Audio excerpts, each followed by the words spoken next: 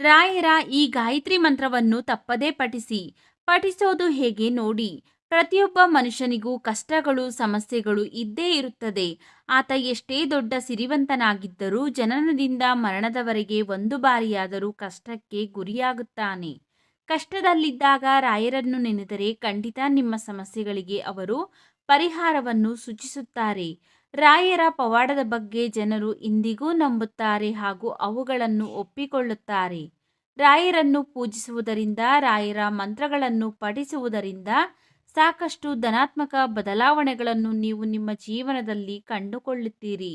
ರಾಯರ ಅನುಗ್ರಹವನ್ನು ಪಡೆದುಕೊಳ್ಳಲು, ಜೀವನದ ಅದೆಷ್ಟೋ ಸಮಸ್ಯೆಗಳಿಂದ ಮುಕ್ತಿಯನ್ನು ಪಡೆದುಕೊಳ್ಳಲು ರಾಯರ ಮಂತ್ರಗಳನ್ನು ಪಠಿಸಬೇಕು. ಅದರಲ್ಲೂ ರಾಯರ ಗಾಯತ್ರಿ ಮಂತ್ರವನ್ನು ಅಂದರೆ ರಾಘವೇಂದ್ರ ಸ್ವಾಮಿ ಗಾಯತ್ರಿ ಮಂತ್ರವನ್ನು ಪಠಿಸಬೇಕಾಗುತ್ತದೆ. ರಾಘವೇಂದ್ರ ಸ್ವಾಮಿಯ ಗಾಯತ್ರಿ ಮಂತ್ರವನ್ನು ಪ್ರತಿದಿನ 1 ಬಾರಿ, 5 ಬಾರಿ, 9 ಬಾರಿ ಹಾಗೂ ಸಮಯವಿದ್ದರೆ 21 ಬಾರಿಯಿಂದ 1008 ಬಾರಿವರೆಗೂ ಪಠಿಸಬಹುದು. ಶ್ರೀ ಗುರು ರಾಘವೇಂದ್ರ ಸ್ವಾಮಿಯ ಗಾಯತ್ರಿ ಮಂತ್ರವನ್ನು ನಿರಂತರವಾಗಿ 48 ದಿನಗಳ ಕಾಲ ಪಠಿಸಬೇಕಾಗುತ್ತದೆ. ಒಂದು ವೇಳೆ 48 ದಿನಗಳ ಕಾಲ ಪಠಿಸಲು ಸಾಧ್ಯವಾಗದೇ ಇದ್ದರೆ ಈ ನಿಯಮಗಳನ್ನು ಕಡ್ಡಾಯವಾಗಿ ಪಾಲಿಸಬೇಕು. ರಾಘವೇಂದ್ರ ಸ್ವಾಮಿಯ ಗಾಯತ್ರಿ ಮಂತ್ರ: ಓಂ ವೆಂಕಟನಾಥಾಯ ವಿದ್ಮಹೇ ತಿಮ್ಮಣಪುತ್ರಾಯ ಧೀಮಹಿ ತನ್ನೋ ರಾಘವೇಂದ್ರಾಯ ಪ್ರಚೋದಯಾತ್. ಓಂ ಪ್ರಹ್ಲಾದಾಯ ವಿದ್ಮಹೇ ವ್ಯಾಸರಾಜಾಯ ಧೀಮಹಿ ತನ್ನೋ ರಾಘವೇಂದ್ರಾಯ ಪ್ರಚೋದಯಾತ್. ರಾಘವೇಂದ್ರ ಸ್ವಾಮಿಯ ಗಾಯತ್ರಿ ಮಂತ್ರವನ್ನು ಪಠಿಸುವ ವಿಧಾನ: 1. ರಾಘವೇಂದ್ರ ಸ್ವಾಮಿಯ ಗಾಯತ್ರಿ ಮಂತ್ರವನ್ನು ಗುರುವಾರದ ದಿನದಿಂದ ಅಥವಾ ಯಾವುದೇ ಶುಕ್ಲ ಪಕ್ಷದ ಪುಷ್ಯ ನಕ್ಷತ್ರದ ದಿನದಿಂದ ಪಠಿಸಲು ಪ್ರಾರಂಭಿಸಬೇಕು. ಯಾಕೆಂದರೆ ಈ ದಿನಗಳಲ್ಲಿ ವಿಶೇಷ ಶಕ್ತಿ ಇರುತ್ತದೆ. ರಾಯರ ಗಾಯತ್ರಿ ಮಂತ್ರವನ್ನು ಈ ಸಮಯದಲ್ಲಿ 1008 ಬಾರಿ 48 ದಿನಗಳ ಕಾಲ ಪಠಿಸಿದರೆ ರಾಯರ ಅನುಗ್ರಹವನ್ನು ಖಂಡಿತ ಪಡೆದುಕೊಳ್ಳುತ್ತೀರಿ. 2.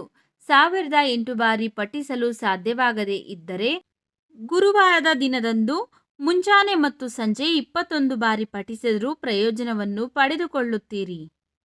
3. ಮಂತ್ರವನ್ನು ಪಠಿಸುವ ಮುನ್ನ ಶುದ್ಧತೆಯ ಬಗ್ಗೆ ಹೆಚ್ಚಿನ ಕಾಳಜಿ ತೆಗೆದುಕೊಳ್ಳಬೇಕು. ಸಂಜೆ ಮಂತ್ರವನ್ನು ಪಠಿಸುತ್ತಿದ್ದರೆ ಕೈಕಾಲು ಮುಖವನ್ನು ತೊಳೆದುಕೊಂಡು ಸ್ವಚ್ಛವಾದ ಸ್ಥಳದಲ್ಲಿ ಕುಳಿತು ಮಂತ್ರವನ್ನು ಪಠಿಸಿ. 4. ಮಂತ್ರವನ್ನು ಯಾವುದೇ ಕಾರಣಕ್ಕೂ ತಪ್ಪಾಗಿ ಪಠಿಸಬಾರದು. 5. ಒಳ್ಳೆಯ ಉದ್ದೇಶದೊಂದಿಗೆ ಗಾಯತ್ರಿ ಮಂತ್ರವನ್ನು ಪಠಿಸಿದರೆ ಮಾತ್ರ ಅದರಿಂದ ಲಾಭವಾಗುವುದು.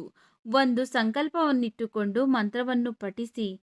ರಾಘವೇಂದ್ರ ಸ್ವಾಮಿಗಳ ಈ ಗಾಯತ್ರಿ ಮಂತ್ರವನ್ನು ಪಠಿಸುವುದರಿಂದ ಜೀವನದಲ್ಲಿ ನೀವು ಎದುರಿಸುತ್ತಿರುವ ಸಮಸ್ಯೆಗಳು ಪರಿಹಾರವಾಗುವುದು. ಯಾವ ಕಾರಣಕ್ಕಾಗಿ ನೀವು ಮಂತ್ರವನ್ನು ಪಠಿಸುತ್ತಿದ್ದೀರೋ ಆ ಕಾರಣ ಬಹುಬೇಗನೆ ಈಡೇರುವುದು. ಒಮ್ಮೆ ನೀವು ಈ ಗಾಯತ್ರಿ ಮಂತ್ರವನ್ನು ವಿಧಿವಿಧಾನಗಳ ಪ್ರಕಾರ ಪಠಿಸಿ ನೋಡಿ, ಪ್ರಯೋಜನ ನಿಮಗೆ ತಿಳಿಯುತ್ತದೆ. ಓಂ ಶ್ರೀ ಗುರು ರಾಘವೇಂದ್ರಾಯ ನಮಃ. ಈ ಮಾಹಿತಿ ನಿಮಗೆ ಇಷ್ಟ ಆಗಿದ್ದರೆ ವಿಡಿಯೋಗೊಂದು ಲೈಕ್ ಮಾಡಿ, ಈ ವಿಡಿಯೋವನ್ನು ಶೇರ್ ಮಾಡಿ, ನಮ್ಮ ಚಾನಲ್ಗೆ ಸಬ್ಸ್ಕ್ರೈಬ್ ಮಾಡಿ, ಸಪೋರ್ಟ್ ಮಾಡಿ.